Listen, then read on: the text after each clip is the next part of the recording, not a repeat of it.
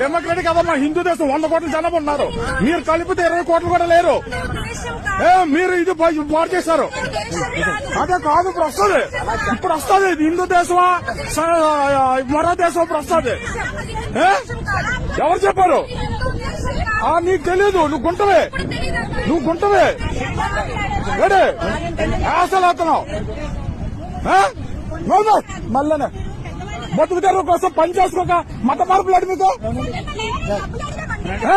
మత మార్పులాడు మీ ఇక్కడ మతం మార్చడం దేనికి? అవసరమా?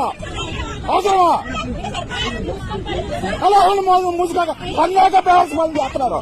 బేవర్స్ పనులు తీసుకొచ్చి పనులు చేసుకొని బాగా బేవర్స్ పనులు చేసుకోండి. బేవర్స్ పనులారా మీరు?